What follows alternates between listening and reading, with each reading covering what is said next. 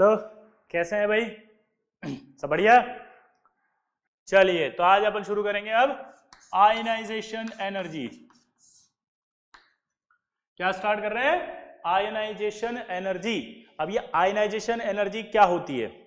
तो क्या होती है जरा सुनना कि अमाउंट ऑफ रिक्वायर्ड एनर्जी, दोबारा बोलो, amount of required energy for removal of an electron.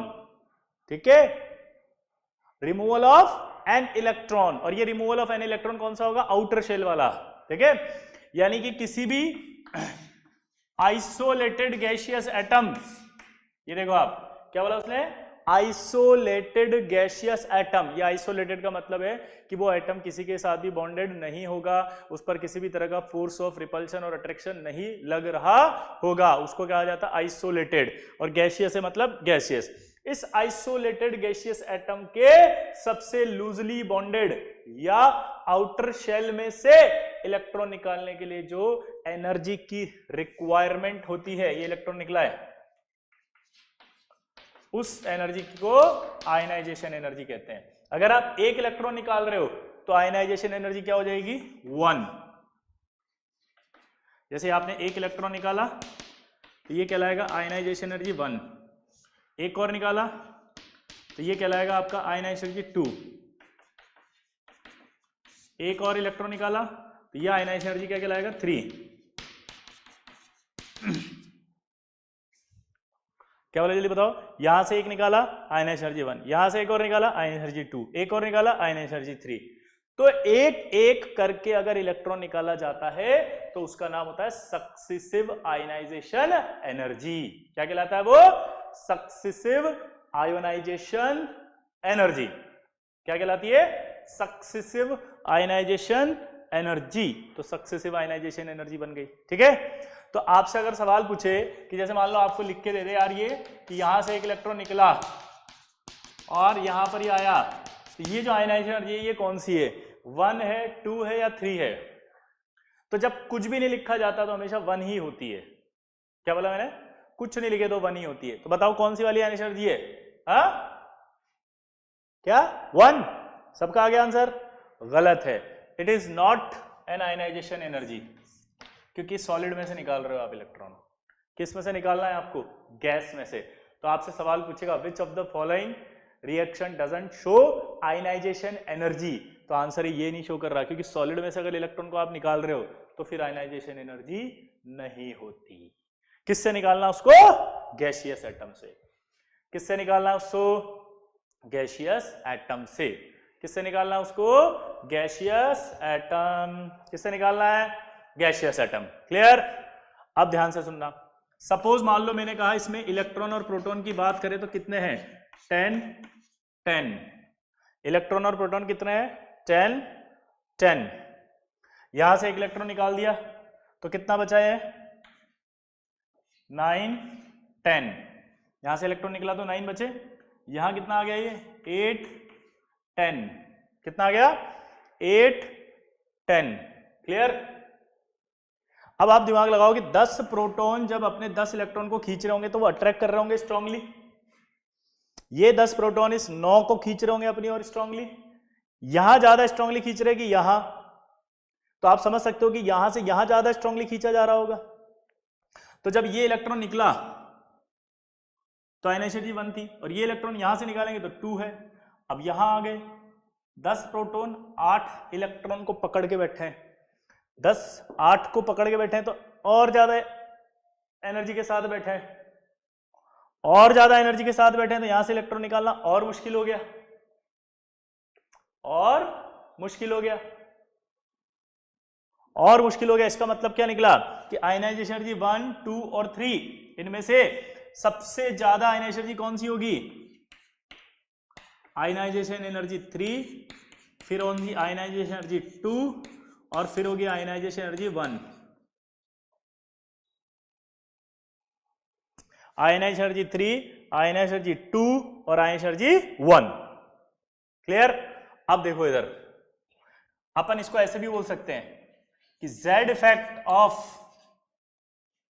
ठीक है, third Z effect third, Z effect second और जेड इफेक्ट वन।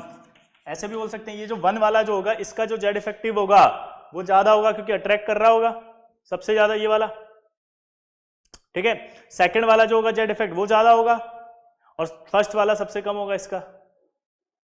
क्लियर सबको? तो नो डाउट अगर इफेक्टिव न्यूक्लियर चार्ज ज्यादा है तो न्यूक्लियस ने अपने इलेक्ट्रॉन को स्ट्रांगली बॉन्डेड किया हुआ है। न्यूक्लियस ने अगर इलेक्ट्रॉन को स्ट्रांगली बॉन्डेड किया हुआ है तो उस इलेक्ट्रॉन को निकालना आसान है कि मुश्किल है? मुश्किल है, तो आयनाइज एनर्जी बढ़ जाएगी। तो अगर आपसे कभी सवाल पूछे कि IEN और IEN-1 कौन सी ज्यादा होगी इन दोनों में से बताओ? तो अगर मान लो n की वैल्यू में 3 रखता हूं तो यहां आएगी 2, तो आयनाइज एनर्जी 3 ज्यादा कि 2 ज्यादा? तो हमेशा ये वाली ज्यादा होगी, हाँ या ना? तो हमेशा ये वाली ज्यादा होगी। क्लियर सबको? नोट कर लो इसको जल्दी से। तो आप क्या बोलेंगे? अमाउंट ऑफ रिक्वायर्ड एनर्जी, क्या बोला? Amount of required energy for removal of an electron, for removal of an electron from its isolated gaseous atom।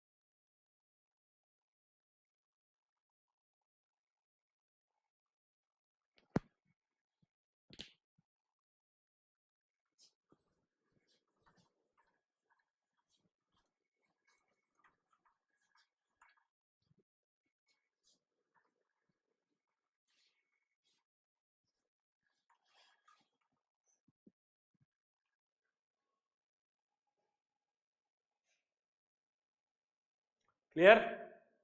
अब देखो एक बात कि अगर मैं आपसे कहूं successive ionization energy 3, successive ionization energy 2 और सक्सेसिव आयनाइजेशन एनर्जी 1, तो ये हमेशा ही ज्यादा होगी, ऑलवेज। इसमें कोई लफड़ा नहीं होगा। पूछो क्यों? सक्सेसिव वर्ड आ गया तो एक एक करके इलेक्ट्रॉन को निकालना है एक ही एटम से। सक्सेसिव अगर वर्ड आ गया तो इसका मतलब है एक एक इलेक्ट्रॉन को ही निकालना है। सक्सेसिव आ गया तो एक एक करके इलेक्ट्रॉन को निकालना है। एक एक करके इलेक्ट्रॉन निकालोगे तो क्या होगा? इलेक्ट्रॉन कम, प्रोटॉन ज्यादा। प्रोटॉन ज्यादा होते ही वो इलेक्ट्रॉन को स्ट्रांगली बॉन्ड कर लेंगे अपने पास। अगर वो स्ट्रांगली बॉन्ड कर लेंगे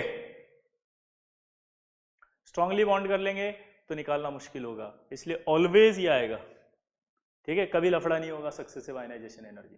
ठीक है, अब आयनाइजेशन एनर्जी की जो यूनिट होती है वो होती है इलेक्ट्रॉन वोल्ट पर एटम।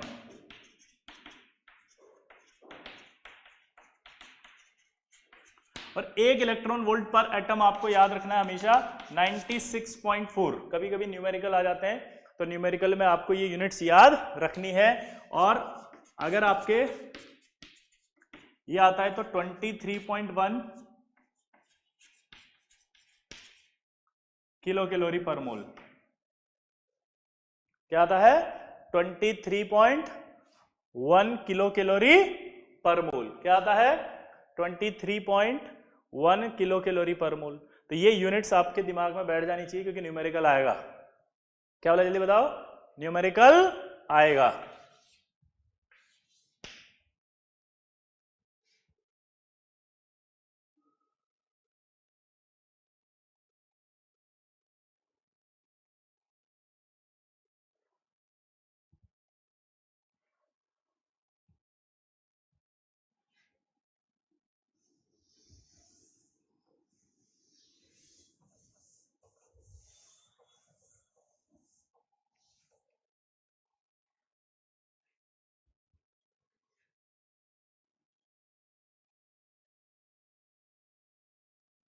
क्लियर सबको यहां तक? अब आता है फैक्टर्स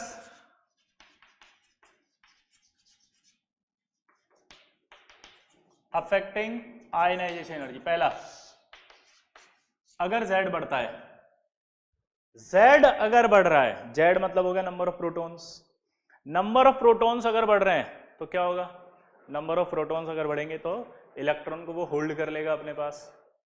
इलेक्ट्रॉन्स को अगर होल्ड कर लेगा अपने पास तो वो इलेक्ट्रॉन होल्ड कर लेगा, तो इसका मतलब निकालना मुश्किल हो जाएगा। तो यानी कि Z अगर बढ़ेगा तो सोचो क्या होगा? Z अगर बढ़ेगा तो आयनाइजेशन एनर्जी क्या होगी?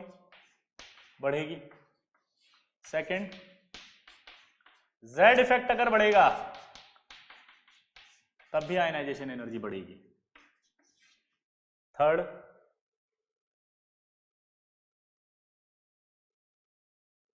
अगर हम शेल बढ़ाएं, शेल बढ़ेगा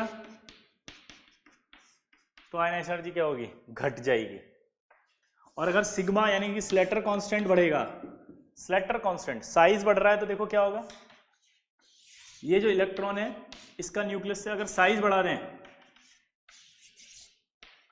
तो डिस्टेंस बढ़ जाएगा ना, साइज बढ़ाएंगे तो डिस्टेंस अगर बढ़ गया तो इसका मतलब अट्रैक्शन कम हो जाएगा। वहां पे अट्रैक्शन कम होगा तो इलेक्ट्रॉन को निकालना आसान हो जाएगा।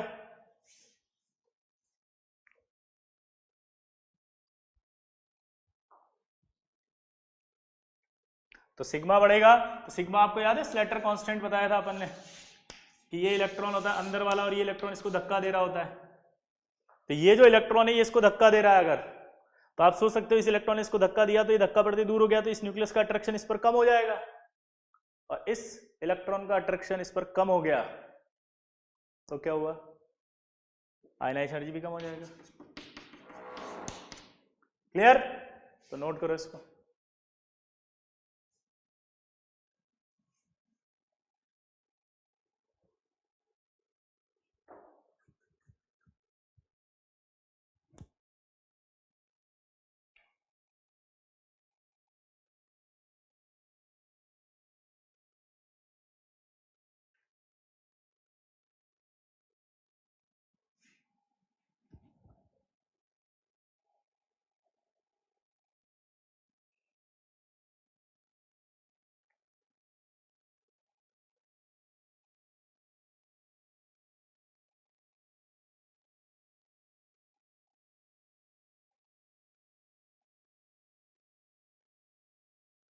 हो गया?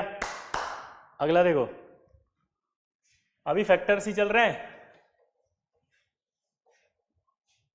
अगला फैक्टर है पांचवा,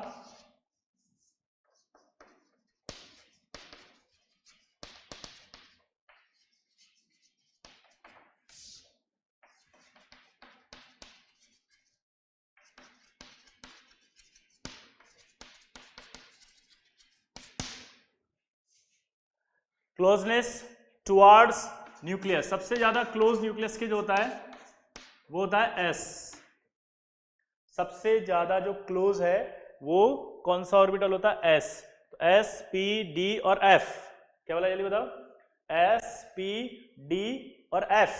सबसे ज्यादा जो क्लोज होगा वो कौन सा होगा? एस। न्यूक्लियस के सबसे ज्यादा पास अगर एस होगा तो एस पर न्यूक्लियस का अट्रैक्शन सबसे ज्यादा लगेगा। सबसे ज्यादा अगर अट्रैक्शन लगेगा तो इसमें से निकालना मुश्किल होगा। जैसे आपसे क्वेश्चन पूछेगा कि बेरिलियम और बोरोन, अब मैं बेरिलियम का अगर कॉन्फ़िगरेशन लिखूं तो ये आएगा 2s2, लेकिन अगर मैं इसका लिखूंगा तो क्या आएगा? 1s2, 2s2 और 2p1। तो यहां देखो आप क्या होगा? ये 1s2, 2s2 और यहां आएगा आपका 1s2, 2s2, 2p1। तो ये 1 दिख रहा है, और अगर ये 1 दिख रहा है तो इसको इस इलेक्ट्रॉन को निकालना मुश्किल है कि आसान है? इस इलेक्ट्रॉन को निकालना आसान है, इसलिए इसका आयनाइजेशन एनर्जी कम होगा। एस न्यूक्लियस के बिल्कुल पास है, और अगर एस न्यूक्लियस के बिल्कुल पास है, एस अगर न्यूक्लियस के बिल्कुल पास है तो एस में से निकालना क्या होगा? मुश्किल, इसलिए इसकी ज्यादा हो जाएगी। इसी तरह से मैग्नीशियम, और यहां क्या आएगा? एल्यूमिनियम। मैग्नीशियम में लास्ट में देखोगे तो 3s2, यहां देखोगे तो 3p1, तो मैग्नीशियम का ज्यादा। कैल्शियम में देखोगे तो 4s2 और इसमें देखोगे तो 4p1, तो कैल्शियम का ज्यादा हो जाएगा। तो ये आपको बहुत इंपॉर्टेंट है भैया, हमेशा भूल जाते हैं, इसको ध्यान रखना ही है। क्लोजनेस टुवर्ड्स न्यूक्लियस होने की वजह से न्यूक्लियस का अट्रैक्शन इन पर ज्यादा लगता है, और न्यूक्लियस का अट्रैक्शन अगर इन पर ज्यादा लगता है तो इनमें से इलेक्ट्रॉन निकालना मुश्किल होता है, और अगर इनमें से इलेक्ट्रॉन निकालना मुश्किल होता है तो इनका आयनाइजेशन एनर्जी ज्यादा होता है, इनका आयोनाइजेशन एनर्जी ज्यादा होता है। क्लियर है सबको? समझ में आ रहा है? नोट करो।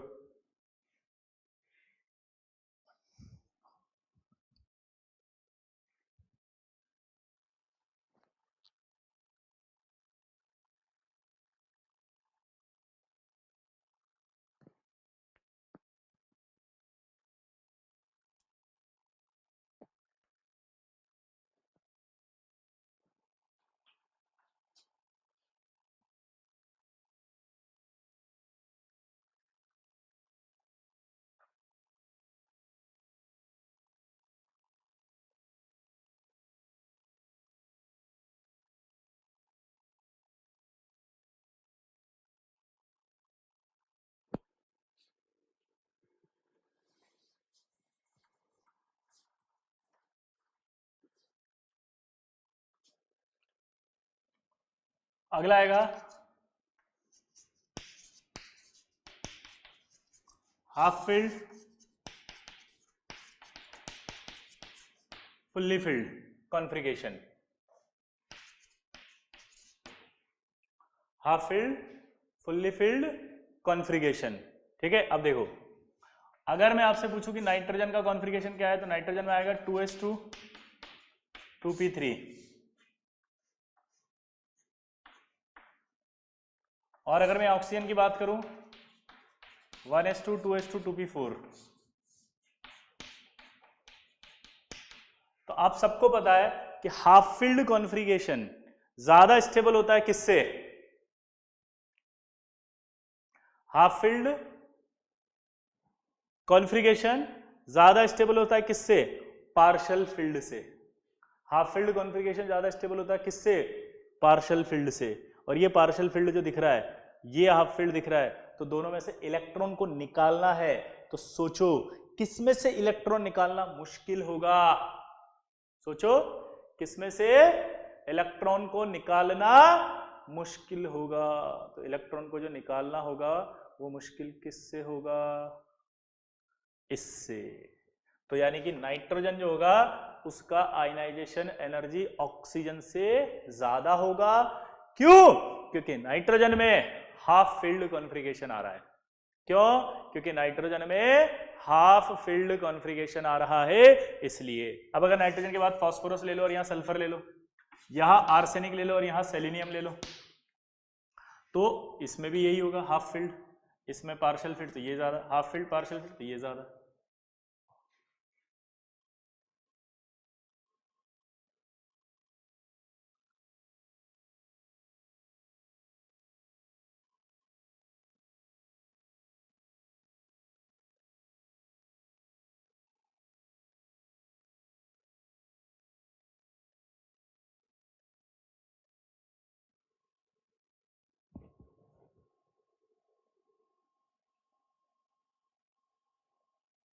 नोट करो।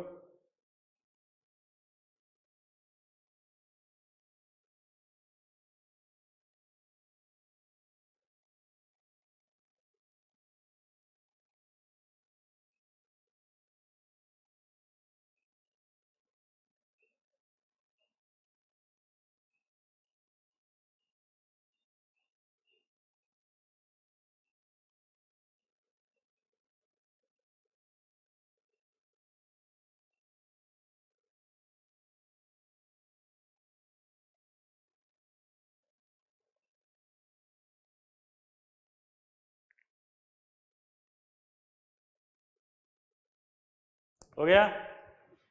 अब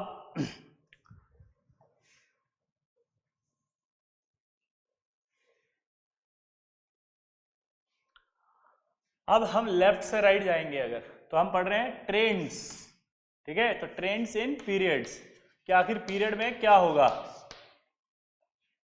जैसे मैं कहूं आपसे लिथियम, बेरिलियम, बोरोन, ठीक है, ये आपका ट्रेंड है। आपसे पूछेगा कि जब आप लेफ्ट से राइट जाते हो,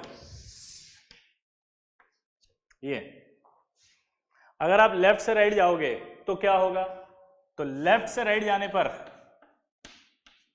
जेड इफेक्ट बढ़ता है। आपने पढ़ा था पहले भी कि लेफ्ट से राइट जाते हैं तो इफेक्टिव न्यूक्लियर चार्ज बढ़ता है। तो लेफ्ट से राइट जाने पर जो है वो इफेक्टिव न्यूक्लियर चार्ज बढ़ता है, और इफेक्टिव न्यूक्लियर चार्ज अगर बढ़ता है ये, तो आप सोच लो आयनाइजेशन एनर्जी भी बढ़ेगी। आयनाइजेशन एनर्जी बढ़ रही है क्योंकि इफेक्टिव न्यूक्लियर चार्ज बढ़ रहा है, इलेक्ट्रॉन को निकालना मुश्किल होगा, इलेक्ट्रॉन को निकालना मुश्किल होगा, ठीक है। तो कंटिन्यूसली बढ़ेगी, लेकिन दो जगह वेरिएशन आएगा, एक यहां और एक यहां। कैसे आएगा जरा देखना, बढ़ाओ आप ऐसे, ये बढ़ता जाएगा, तो उस हिसाब से तो इसका ज्यादा होना चाहिए था, लेकिन इनमें क्या होगा, ये ज्यादा होगा। इसमें बढ़ाओ ऐसे, लेकिन इन दोनों में कौन था, नाइट्रोजन। बढ़ाओ ऐसे ऐसे, बढ़ाओ ऐसे ऐसे, नियोन में थोड़ा ज्यादा होगा। पूछो क्यों, क्योंकि आप जब यहां से यहां जाओगे तो नियोन आएगा, और नियोन का जो कॉन्फ़िगरेशन है वो फुल्ली फिल्ड आएगा। नियोन का जो कॉन्फ़िगरेशन है वो फुल्ली फिल्ड आएगा। कितना आएगा, फुल्ली फिल्ड। कितना, फुल्ली फिल्ड, पूरा भरा हुआ है नियोन। तो एक्स्ट्रा स्टेबिलिटी आ रही है एक, दूसरा यहां से यहां जा रहे हैं तो जेड इफेक्ट भी बढ़ रहा है, तो एक्स्ट्रा स्टेबिलिटी भी आ रही है, जेड इफेक्ट भी बढ़ रहा है, इसलिए इसका आयनाइजेशन एनर्जी ज्यादा होगा। और एक खास बात, अपने अपने रेस्पेक्टिव पीरियड्स में, अपने अपने रेस्पेक्टिव पीरियड्स में नोबल गैसों का आयनाइजेशन एनर्जी हाईएस्ट होता है। दोबारा बोलो, अपने अपने रेस्पेक्टिव पीरियड में नोबल गैसों का आयनाइजेशन एनर्जी हाईएस्ट होता है। दोबारा बोलो, अपने अपने रेस्पेक्टिव पीरियड में नोबल गैस का आयनाइजेशन एनर्जी हाईएस्ट होता है, ठीक है। तो यानी कि अगर ऑर्डर बनाए इसका तो कैसे बनेगा देखना, लिथियम, फिर उसके बाद आएगा बोरोन, फिर बेरिलियम, फिर कौन आएगा, ऑक्सीजन, फिर नाइट्रोजन, फ्लोरीन और नियोन। दोबारा देखो, लिथियम के बाद आएगा बोरोन, फिर आएगा बेरिलियम, फिर ऑक्सीजन और नाइट्रोजन में कौन आएगा, ऑक्सीजन, और फिर क्या आएगा यहाँ, नाइट्रोजन, फिर फ्लोरीन, फिर नियोन।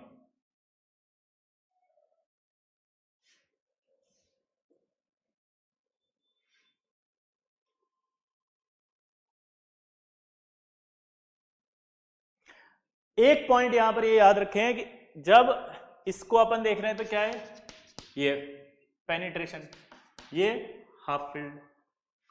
तो हाफ फिल्ड या पेनिट्रेशन वाला जो इफेक्ट होता है वो सिर्फ अपने से एक एडजेसेंट एटम की आयनाइजेशन एनर्जी को डोमिनेट करता है।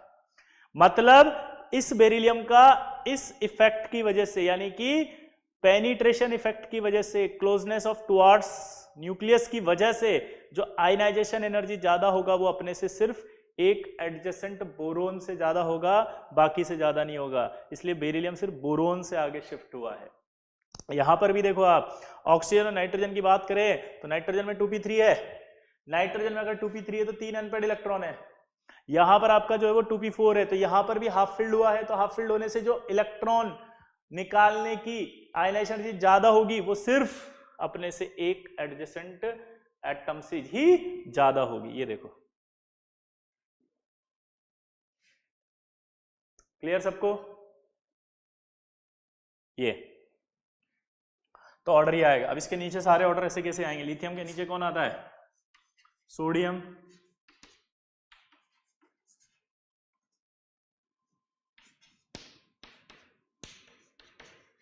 इनका ऑर्डर भी यही आएगा।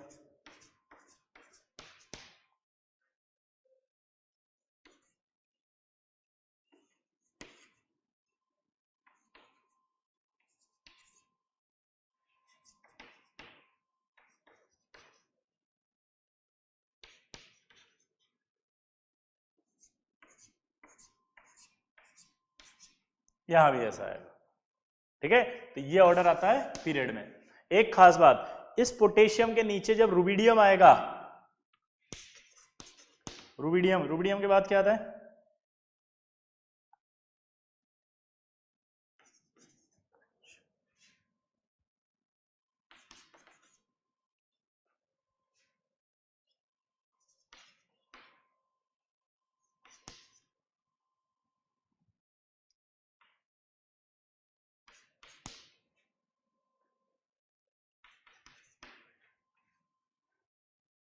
यानी कि बस हाफ फिल्ड और पेनिट्रेशन वाला जो इफेक्ट होता है वो अगर आप देखोगे तो ये 3 सीरीज तक ही लगता है, चौथी सीरीज से आपको रेगुलर लेना है।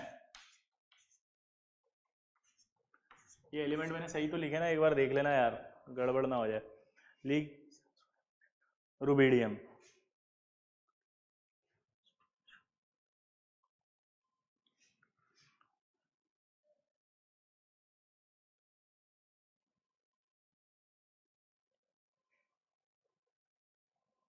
समझ गए? और इसके नीचे वाले में भी सीधा सीधा आएगा, क्योंकि अब ये इफेक्ट डोमिनेट नहीं करते, क्योंकि जेड इफेक्ट बढ़ना शुरू हो जाता है। देखो आप जैसे जैसे आप उस तरफ जा रहे हो तो क्या होने लगता है, इफेक्टिव न्यूक्लियर चार्ज बढ़ जाता है। तो आप एक बात याद रखें, इसको लर्न कर लेना। ये वैसे पूछा नहीं जाता, लेकिन फिर भी मैं बता रहा हूं कि आपका जो हाफ फील्ड वाला होता है वो 3 सीरीज तक लग रहा होता है, चौथे और पांचवें में नहीं लग रहा होता। ठीक है, बाकी डायरेक्ट ट्रेंड चल रहा होता है। ठीक है, नीचे आने पर साइज बड़े हो जाते हैं ना, तो साइज बड़े होने से क्या होता है, न्यूक्लियर चार्ज जो है वो कम होना शुरू हो जाएगा। अगर आपका देखोगे इलेक्ट्रॉन पे, तो हाफ फील्ड और ये इफेक्ट फिर कंपनसेट हो जाते हैं, तो आपको समझ में ज्यादा आएगा नहीं। मैं समझा सकता हूं, लेकिन अभी आप थोड़े से छोटे हैं इसलिए, है ना। तो आप बस इतना याद रखें कि हाफ फील्ड वाले 3 तक लगेंगे, बाकी फिर नॉर्मल ट्रेंड लगेगा। जैसे इसके नीचे भी आएंगे अगर आप, तो सीजियम आता है। इसके नीचे कौन आएगा?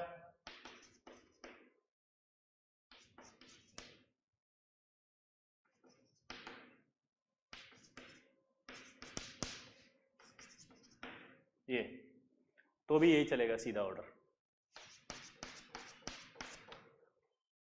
ठीक है, तो ये आपका हाफ फील्ड और फुल फील्ड का पीरियड में हो गया। किस में हो गया?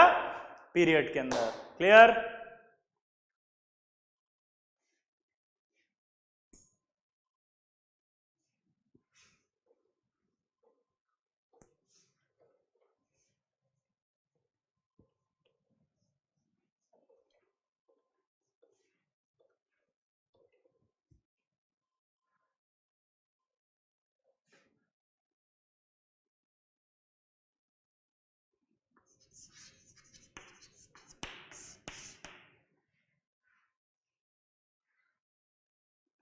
अब हम ग्रुप की बात कर लेते हैं। किसकी? ग्रुप। अब देखो, ग्रुप के अंदर अगर हम बात करें तो डाउन द ग्रुप हमेशा साइज बढ़ेगा। साइज बढ़ेगा तो आयनाइजेशन एनर्जी हमेशा क्या होगा? घटेगा। आयनाइजेशन एनर्जी क्या होगा? घट जाएगा। तो जैसे अगर मैं बात करूं यहां पे lithium, sodium, potassium, rubidium, caesium और फ्रांशियम। ठीक है, अगर मैं इनका ऑर्डर पूछूं तो सबसे ज्यादा आयनाइजेशन एनर्जी किसकी आएगी? लिथियम, फिर सोडियम, पोटेशियम, रुबिडियम, सीजियम और फ्रांशियम।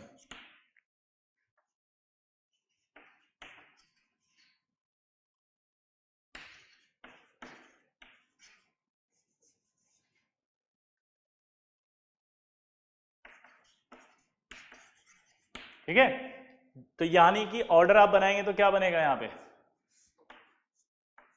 ये डिक्रीज वाला ही आएगा, लेकिन यहां आते ही इंक्रीज हो जाता है। अब इसका कॉन्फ़िगरेशन में देखना, 87 होता है एटॉमिक नंबर, इसका 88, और इसका होता है 55, और इसका होता है आपका 56। अब ये चेंज क्यों आया? ऐसा क्या हुआ कि सीजियम से ज्यादा हो गया फ्रांशियम? ऐसा क्या हुआ कि बेरियम से ज्यादा हो गया रेडियम? तो जब आप इसका कॉन्फ़िगरेशन लिखेंगे, 87 कॉन्फ़िगरेशन लिख रहा हूं मैं, देखना किसका लिखूं? फ्रांशियम का, है ना। मैंने सिखाया था S, SP, SP, SDP, SDP, SFDP. ठीक है, चेक कर लेते हैं।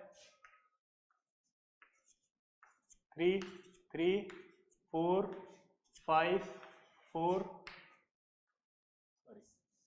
3 5 4 5 6 4 5 और 6।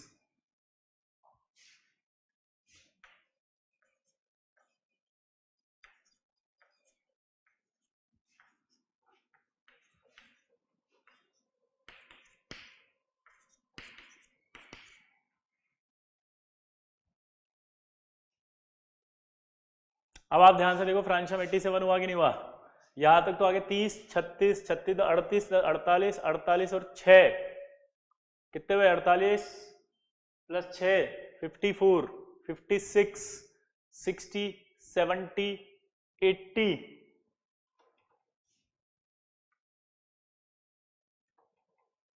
86 7s1। ये आएगा नहीं आएगा? अब जब आप इसको थोड़ा अरेंज करेंगे तो ऐसा नहीं लग रहा है यहां पर आपका F आ गया, 4F आ रहा है, देखो। तो यानी जब न्यूक्लियस की बात करेंगे तो न्यूक्लियस में यहां सबसे पहले कौन आएगा? 4F, फिर आएगा 5D, फिर 6S, आया ना? ये देखो 4F 5D और उसके बाद आएगा 7S, सॉरी कौन आएगा? 7S। आउटर शेल तो ये हुआ, ठीक है। अब ध्यान देना, जब आप 14 यहां लिखोगे तो 14 प्रोटॉन में 14 आएंगे नहीं आएंगे? अट्रैक्शन। 14 प्रोटॉन में यहां 14 इलेक्ट्रॉन है तो यहां 14 प्रोटॉन आएगा। 14 प्रोटॉन अगर आएगा तो क्या होगा? 14 प्रोटॉनों का अट्रैक्शन लगेगा F पर। F की शील्डिंग पावर कम है तो F रुकेगा, नहीं रोक पाएगा, सीधा कहां आएगा? D पे, सीधा D पे आएगा, D से सीधा कहां जाएगा? S पे। तो ये रोक नहीं पा रहा इसलिए S पर आसानी से गया, ये भी नहीं रोक सकता क्योंकि शील्डिंग पावर इसकी भी कम होती है। सबसे ज्यादा शील्डिंग पावर होती है S, फिर P, फिर D और फिर F। क्लियर? तो आप देख सकते हो कि यहां से जब इधर गए तो इस पर अट्रैक्शन सबसे ज्यादा होगा और इस पर अट्रैक्शन सबसे ज्यादा होगा, तो इसमें से निकालना मुश्किल होगा, इसलिए इसका ज्यादा होगा। यहां पर भी सेम कॉन्सेप्ट आएगा। तो यहां लिखा क्या जाता है कि क्यों हुआ ऐसा? तो लिखा जाएगा due to poor shielding effect of 4F subshell, due to poor shielding effect of 4F subshell, due to poor shielding effect of 4F subshell. और 4F सबशेल अगर है तो 4F सबशेल आने की वजह से इनका एनर्जी ज्यादा हो जाता है। तो अब इसका ऑर्डर अगर पूरा पूछा जाए तो क्या होगा? तो मैंने आपको बताया था सिर्फ एक सक्सेसिव से ज्यादा होगा, यानी वो सीजियम से पहले आएगा। यानी अगर मैं ऑर्डर लिखूंगा तो ऑर्डर क्या बनेगा? पूरा lithium, sodium, potassium, rubidium, francium और caesium, beryllium, magnesium, calcium, strontium, radium और बेरियम। ये आएगा।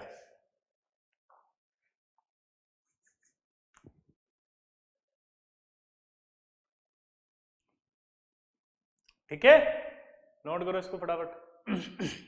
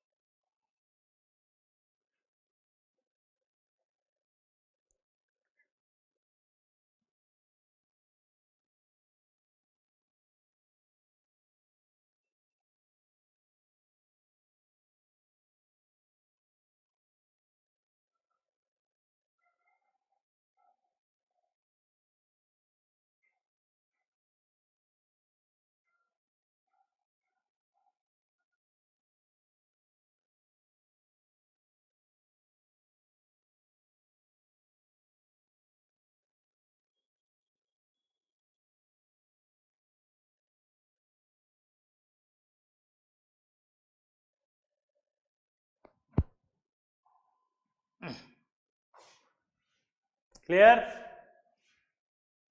बोलो।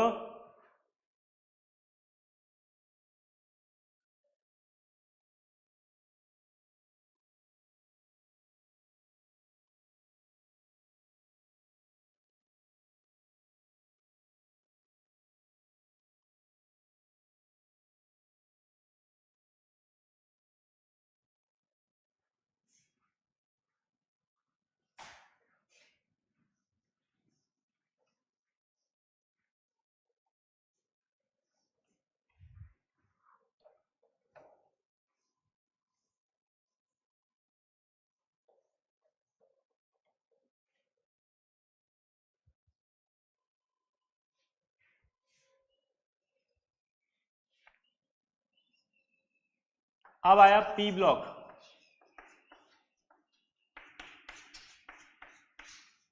चलो बताओ, नीचे आने पर क्या होगा? ग्रुप है, नीचे आएंगे तो ऑब्वियस सी बात है साइज बढ़ेगा। तो अगर साइज बढ़ेगा तो आयनाइजेशन एनर्जी घटना चाहिए। तो ऑर्डर क्या आएगा जरा देखो, बी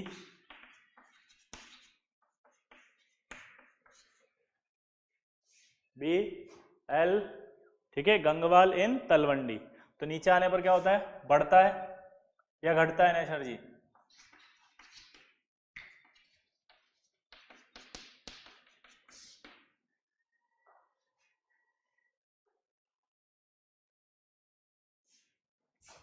तो ऑर्डर ऑफ आयनाइजेशन की बात करें तो जल्दी बताओ, सबसे पहले नीचे आने पर क्या होगा? कम, यानी सबसे ज्यादा इसका। इन दोनों में जब देखा गया तो इसका, इन दोनों में देखोगे तो इसका, और इन दोनों में देखोगे तो इसका ज्यादा हुआ है।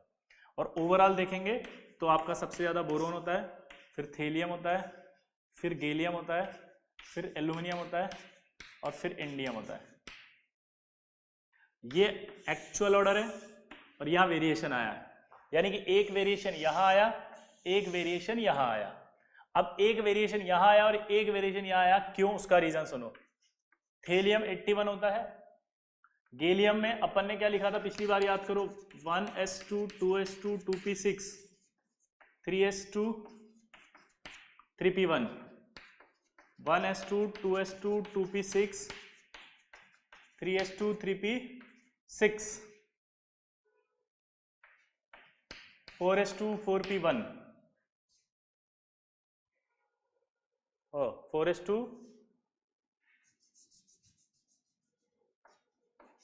3d10 4s1, याद है? 4p1। मैंने आपको कहा था कि डी एक्स्ट्रा आ रहा है, ये रेडियाई में पढ़ाया था। ये कहां बताया था मैंने, जल्दी बताओ? रेडियाई में। कहां बताया था? रेडियाई में। कहां बताया था? रेडियाई। कि यहां पर डी नहीं आता, यहां पर आप देखोगे तो डी आएगा। अब डी आएगा तो जरा देखो क्या होगा। ये आपका न्यूक्लियस है, यहां डी आ गया, यहां आपका एस आ गया, और पी लास्ट का एस और पी है। डी में 10 प्रोटॉन थे, 10 प्रोटॉन यहां आएंगे। डी के 10 इलेक्ट्रॉन थे, 10 प्रोटॉन यहां आएंगे, 10 प्रोटॉनों का अट्रैक्शन लगेगा। अब ये जो अट्रैक्शन लगेगा डी रोक नहीं पाएगा, बताया था मैंने। बताया नहीं तो यहां से आउटर शेल के इलेक्ट्रॉन पे लगा था, आउटर शेल के इलेक्ट्रॉन को खींचा था इसने, खींचने से क्या होता? साइज छोटा हो गया था। यानी कि अट्रैक्शन आउटर शेल के इलेक्ट्रॉन पे बहुत ज्यादा लग रहा था, और बहुत ज्यादा लगने की वजह से जब इस इलेक्ट्रॉन को निकालना पड़ा तो निकालने में जो एनर्जी लगी वो एनर्जी एल्यूमिनियम से ज्यादा है। तो गैलियम की आयनाइजेशन एनर्जी ज्यादा होगी। थेलियम पर आओ, अभी अभी बताया थेलियम तो 81 है,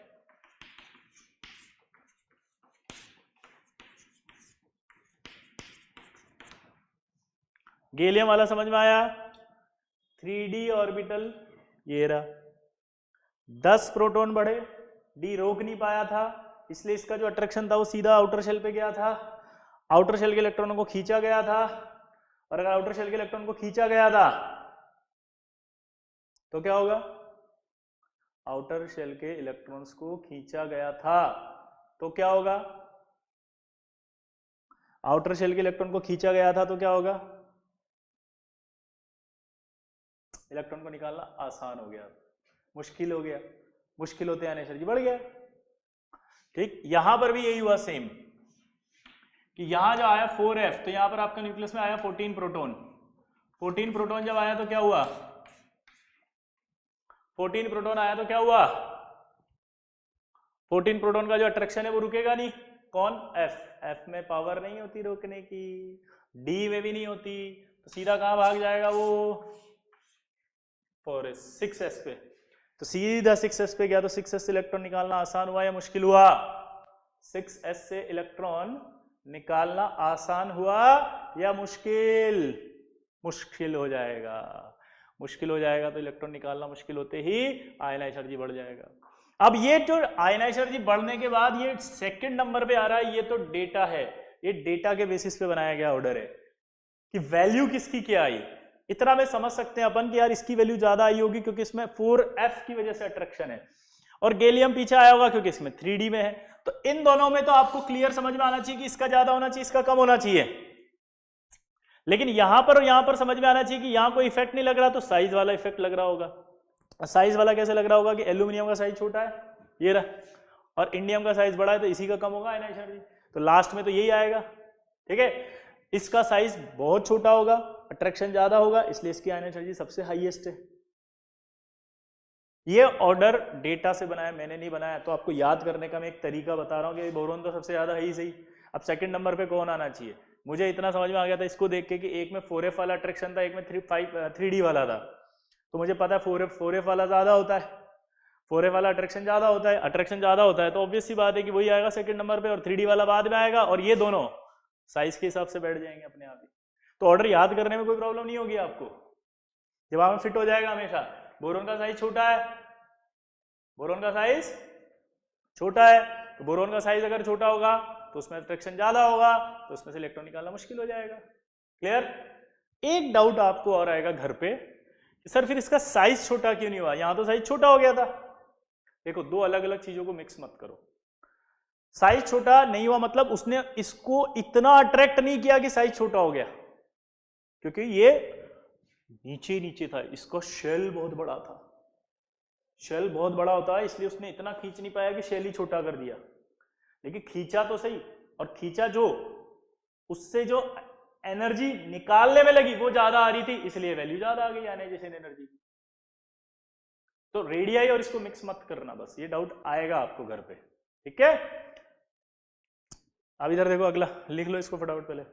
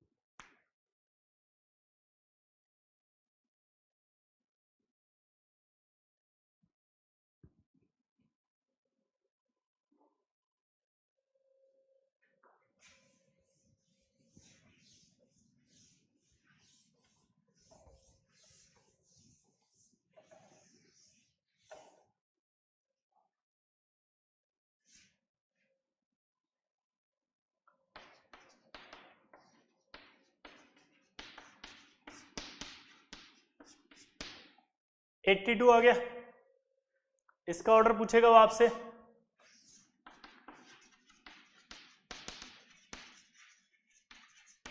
तो क्या होगा, डाउन द ग्रुप साइज बढ़ रहा है, साइज अगर बढ़ेगा तो आयनाइजेशन एनर्जी कम हो रहा है, साइज अगर बढ़ेगा तो ionization energy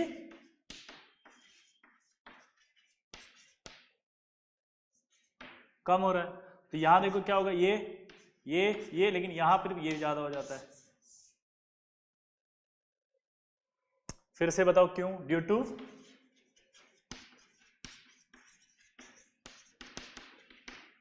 poor shielding effect of 4f subshell, due to poor shielding effect of 4f subshell. फिर से वही बात, एक सक्सेसिव ज्यादा आगे होगा बस ये, तो ऑर्डर क्या बनेगा?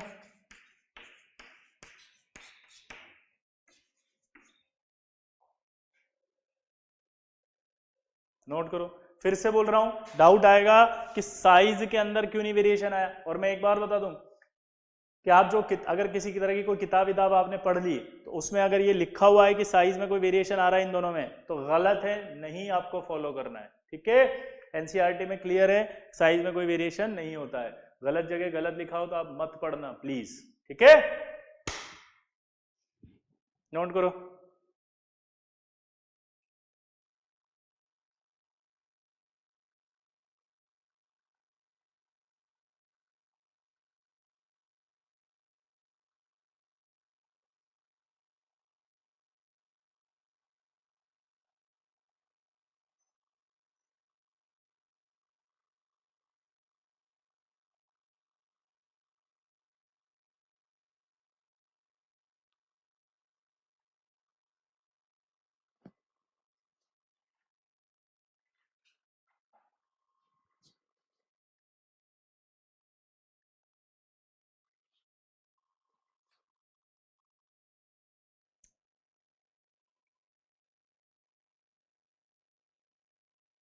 ठीक, चलो बाकी नेक्स्ट में पढ़ेंगे फिर। ठीक है ना, लिख लेना इसको।